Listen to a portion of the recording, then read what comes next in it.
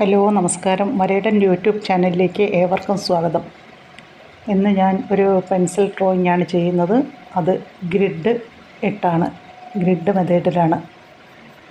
ഫോണിലെടുക്കുന്ന ഫോട്ടോയിൽ ഗ്രിഡ് ഇടാനായിട്ടുള്ള ആപ്പുണ്ട്. അങ്ങനെ ഫോണിൽ ഗ്രിഡ് ഇട്ട് ഫോട്ടോ വച്ചിരിക്കുകയാണ്. പേപ്പറിൽ അതുപോലെ തന്നെ സ്ക്വയറായിട്ട് അതേപോലെ തന്നെ വരച്ചു. എന്നിട്ട് അത് നോക്കി സ്കെച്ച് ചെയ്തു. ഞാൻ സാധാരണ ഗ്രിഡ് ഇട്ട് വരയ്ക്കാറില്ല, കാരണം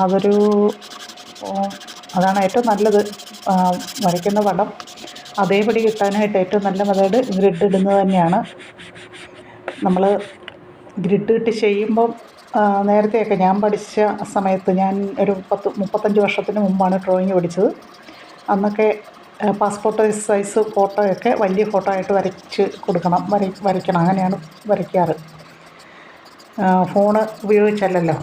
അപ്പം പാസ്പോർട്ട് സൈസ് ഫോട്ടോയിൽ നമ്മൾ ഗ്രിഡ് ഇട്ട് കഴിഞ്ഞാൽ അത് പേപ്പറിലേക്ക് 1 സെൻറ്റിമീറ്ററുള്ള സ്ക്വയറാണ് പാസ്പോർട്ട് സൈസ് ഫോട്ടോയിൽ ഇടുന്നതെങ്കിൽ, നമ്മൾ വരയ്ക്കുന്ന പേപ്പറിലോട്ട് 10 ഇരട്ടി വലിപ്പത്തിലാണ് വരയ്ക്കണമെങ്കിൽ 10 സെൻറ്റിമീറ്റർ വലിപ്പത്തിൽ. അപ്പോൾ ഒരുപാട് വലിയ ഗ്രിഡാകും പേപ്പറിലോട്ട് വരുമ്പം. വലിയ പടമാകുമ്പം അതിനനുസരിച്ച് വലിയ ഗ്രിഡുകൾ, വലിയ കളങ്ങളാകും. അപ്പം പിന്നെ കണ്ണ്, മൂക്ക്, ചുണ്ട് ഒക്കെ അങ്ങനെ ശ്രദ്ധിച്ച് വരയ്ക്കേണ്ട ഭാഗങ്ങളൊക്കെ വരയ്ക്കാനായിട്ട് ആ കളത്തിൻ്റെ അകത്ത് തന്നെ പിന്നെ ചെറിയ ചെറിയ ഡിവിഷൻ ഉണ്ടാക്കും. ചെറുതായിട്ട് അതിനെ ഒന്നുകൂടെ ഡിവൈഡ് ചെയ്യും. ഒരു കണ്ണ് വരയ്ക്കണമെങ്കിൽ 3 4 ആയിട്ട് ആ വലിയ കളത്തിനെ, കണ്ണ് വരുന്ന വലിയ കള ഏതാണെന്ന് കണ്ടുപിടിച്ച് അതിനെ ഡിവൈഡ് ചെയ്യും, ഫോട്ടോയിലും അതിലും. അങ്ങനെ കൂടുതൽ കൃത്യമായിട്ട് വരച്ചെടുക്കാനായിട്ട് ഗ്രിഡ് മെത്തേഡ് കൊണ്ട് സാധിക്കും. പിന്നെ അത് ഗ്രിഡ് വരച്ചൊക്കെ വരുന്നത് കൊണ്ട്, പേപ്പറിൽ എന്തായാലും ഗ്രിഡ് വരയ്ക്കണം ഏതാപ്പ് വന്നാലും. അതുകൊണ്ടത് ഒരു ബുദ്ധിമുട്ടായിട്ട് തോന്നിയതുകൊണ്ടും എനിക്കിഷ്ടം ഫ്രീ ഹാൻഡ് ആയതുകൊണ്ടും ഞാൻ സാധാരണ ഫ്രീ ഹാൻഡായിട്ടാണ് വരയ്ക്കാറ്.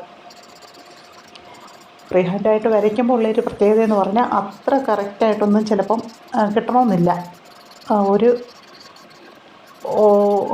ആ വരയ്ക്കുന്ന മുഖത്തിൻ്റെ പ്രത്യേകതകളൊക്കെ നമ്മൾ വരയ്ക്കുന്ന പടത്തിൽ വന്നു കഴിഞ്ഞാൽ ആ ആളാന്ന് തോന്നിക്കും.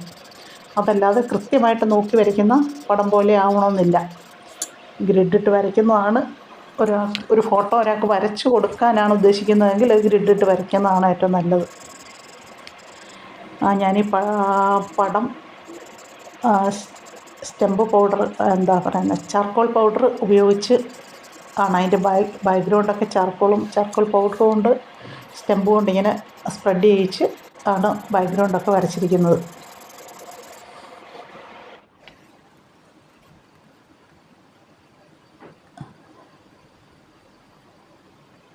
ആദ്യം 2B പെൻസിൽ കൊണ്ട് വരച്ച്, പിന്നെ അതിൽ ഡാർക്ക് കൊടുക്കേണ്ട ഭാഗങ്ങൾ 6B കൊണ്ടൊക്കെ ഡാർക്ക് കൊടുത്തു.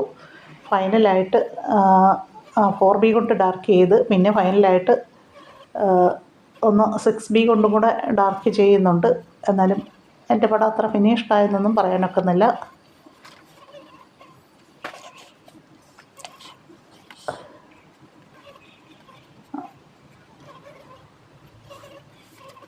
ഇവിടെ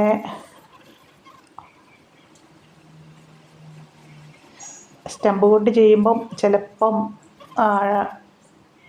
ഷെയ്ഡൊക്കെ ചിലപ്പം വേണ്ടാത്തടത്തോട്ടും ഒക്കെ കുറച്ച് കയറി വരാറുണ്ടാവും. റബ്ബർ കൊണ്ട് പതുക്കെ ശ്രദ്ധിച്ചങ്ങ് മായ്ച്ച് കളയാം. റബ്ബർ ഉപയോഗിക്കേണ്ടി വരുന്നു.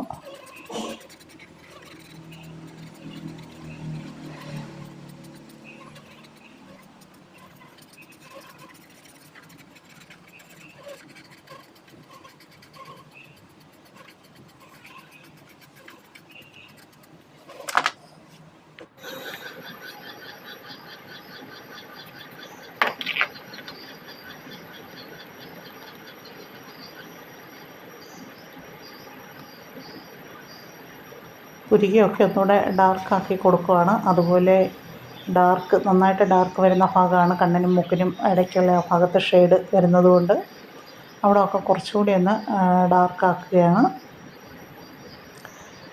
ഞാനൊരു കയ്യിൽ ഫോൺ പിടിച്ചുകൊണ്ട് റെക്കോർഡ് ചെയ്യുന്നതുകൊണ്ട് ആ ഫോണിൻ്റെ നിഴൽ മുഖത്തേക്ക് വീഴുന്നുണ്ട്, ചിത്രത്തിൽ വരുന്നുണ്ട്.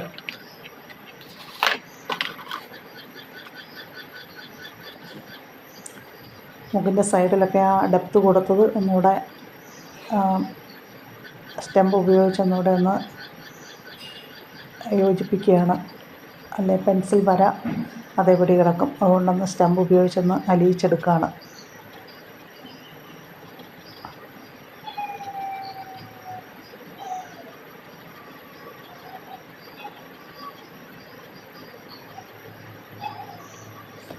പെൻസിൽ കൊണ്ട് ഷെയ്ഡ് കൊടുത്തു കഴിഞ്ഞ് സ്റ്റെമ്പ് ഉപയോഗിച്ച് ഒന്നുകൂടെ ഒന്ന് അതൊന്ന് തുടച്ചെടുക്കുമ്പോഴത്തേക്കിന് വീണ്ടും ആ വര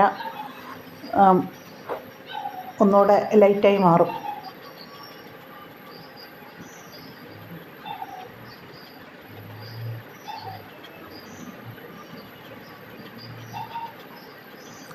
ചുണ്ടിന് താഴെ ഒരു ഡാർക്ക് ഷെയ്ഡ് വരുന്ന ഒരു പോർഷനുണ്ട്. അതുപോലെ ചുണ്ട് തുറന്നിരിക്കുന്നതുകൊണ്ട്, വായ തുറന്നിരിക്കുന്നതുകൊണ്ട് അതിന് ഉള്ളിലേക്ക് നല്ല ഡാർക്ക് കൊടുക്കണം. അതുപോലെ കൈയുടെ വിരലുകൾക്കിടയിൽ നല്ല ഡാർക്ക് ഷെയ്ഡ് വരും. വിരലുകൾ മടക്കി പിടിച്ചിരിക്കുന്നതുകൊണ്ട് ആ താഴോട്ടുള്ള മടക്ക് വരുന്ന വിരലിൻ്റെ ഭാഗങ്ങളൊക്കെ കുറച്ച് നല്ല ഡാർക്ക് തന്നെ കൊടുക്കേണ്ടി വരുന്നുണ്ട്.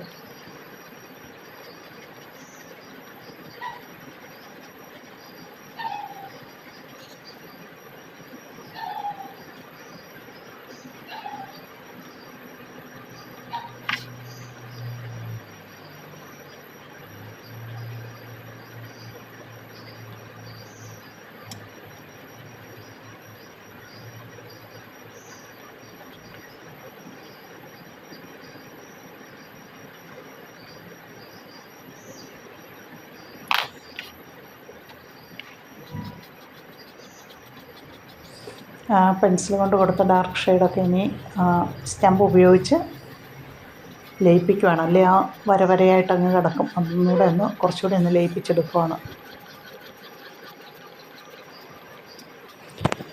വിരൽ മടങ്ങിയിരിക്കുമ്പം ഉള്ളംകൈയുടെ ഇടയിലോട്ടുമൊക്കെ കുറച്ച് ഷെയ്ഡ് നിഴൽ വന്ന് വീഴുന്നുണ്ട്. നിഴൽ വരും. അത് ആ സ്റ്റെമ്പ് കൊണ്ട് തന്നെ പതുക്കെ അവിടെയൊക്കെ ഒന്ന് റബ്ബ് ചെയ്ത് പോയി കഴിഞ്ഞാൽ ആ ഷെയ്ഡൊക്കെ അവിടെ തോന്നിപ്പിക്കും.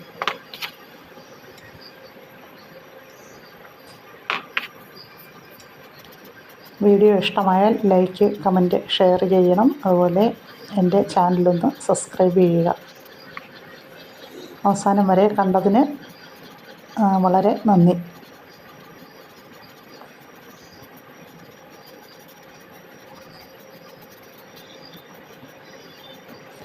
അടുത്ത വീഡിയോയുമായി വീണ്ടും കാണാം.